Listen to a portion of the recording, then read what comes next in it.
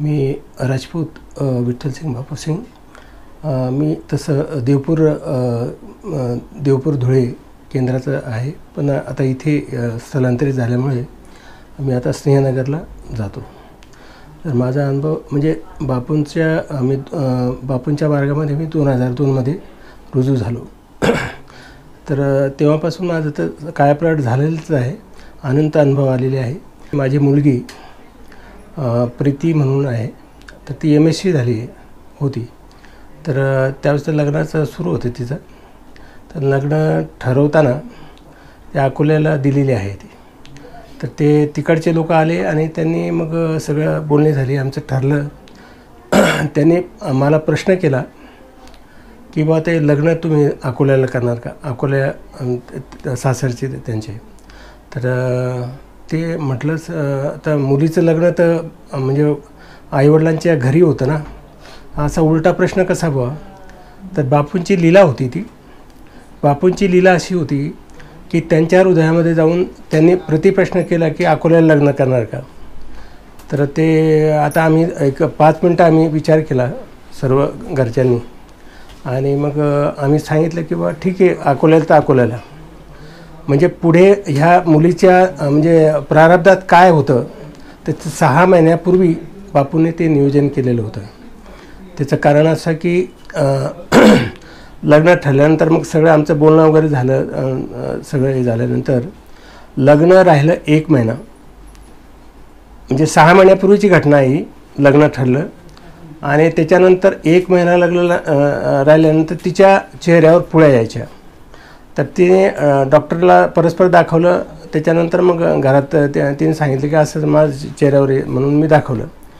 तर ते सगळे त्याची आई वगैरे रागवली, तू परस्पर का गेली, ते मैत्रिणी सोबत गेली होती ती। तर तिचं असं झालं की ते डॉक्टरने तिचं ब्लड न तपासता म्हणजे 30 गोळ्या दिल्या होत्या। त्या 30 गोळ्यातून 10 गोळ्या त्याने घेतल्या, म्हणजे स्टेप बाय स्टेप। परंतु तिला इतकी सिव्हिअर हे झालं की तिच्या व्हेन्समधून रक्त यायला लागलं। तर ही घटना 15 दिवस आम्ही ट्रीटमेंट केली। तर त्याच्यानंतर काही होईना, लग्न राहिलं 15 दिवस। आणि त्याच्यानंतर मग डॉक्टर म्हणे की बाबा तुम्हाला म्हणजे जवळपास 4 इंजेक्शन घ्यावं लागतील, हिचं कॅन्सरची शक्यता आहे। मग आम्ही ते सगळं तपासून नाशिकला वगैरे जुनाकडे डॉक्टर होते त्यांच्याकडे गेलो, त्याचं बोन मॅरो टेस्ट केली वगैरे। त्याच्यात काही निघालं नाही, पण ते पूर्वत तसंच सुरू झालं। मग मी तडक लग्न राहिलं 8 दिवस। त्याच्यानंतर मग मी डायरेक्ट मुलीला घेऊन गुरुक्षेत्रमला सुचितादांकडे गेलो। सगळे रिपोर्ट वगैरे पाहिले। तर दादांनी म्हटलं की हनुमान चालीसा हिला म्हणायला पठण करायला सांगा, सगळे व्यवस्थिशीर होईल म्हणे। त्याच्यानंतर मग तिथून आल्यानंतर मी तिथे धायमोकळून रडलो आणि बापूंना स्मरून मी सांगितलं की बापूराय, आम्ही म्हणजे समुद्राच्या किनाऱ्यावर उभा आहोत। तर तिच्या प्रारब्धात जे असेल ते तुम्हाला जे मान्य असेल ते तुम्ही करू शकता। ढकलायचं असेल तर ढकला, किंवा वाचवायचं तर चांगल्या स्थितीत ठेवा, बस एवढीच प्रार्थना मी म्हणजे मनोमन केली। भेट फक्त झाली नाही, गुरुक्षेत्रामध्ये दर्शन घेतलं, परत आलो आम्ही। लग्न राहिलं 2 दिवस। आम्ही लग्नाला सर्व फक्त आमच्या घरच्यांना माहीत आणि तिच्या होणाऱ्या पतीला माहीत आहे सगळं, ही घटना। तर त्या अवस्थेमध्ये आम्ही लग्नाला अकोल्याला गेलो सर। तर अकोल्याला गेल्यानंतर तिकडच्या लोकांनी असं भव्य दिव्य लग्नाची व्यवस्था केलेली होती की त्याचं वर्णन बापूरायानेच सगळं घडून आणलं। तर ते असं लग्न आमचं 7 पिढ्या पुढं होणार नाही, 7 पिढ्या मागे झालं नाही, तर एवढं जंगी लग्न, आणि आम्ही सगळं विसरून गेलो। तर तेवढ्या थाटामाटात सगळं लग्न झालं सर।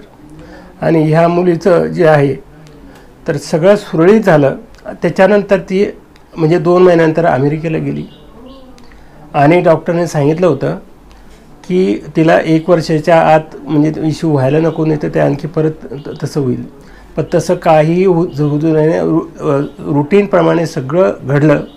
आणि आम्हाला अमेरिकेला 2 वेळा आम्ही जाऊन आलो सर, आणि 2 वेळा जाऊन आलो। ह्या देवाने आम्हाला अतिउच्च शिखरावर बसून दिलं। असा माझा अनुभव आहे. आता ते सुरळीत सगळं झाल्यानंतर तिला 2 मुलं आहे, सुरळीत चाललेलं आहे, सगळं सुरळीत आहे सर. असे अनंत अनुभव आहेत. फक्त हा सर्वात मोठा माझा जीवनामधला महत्त्वाचा अनुभव आहे. बापू अंबज्ञ श्रीराम नाथ.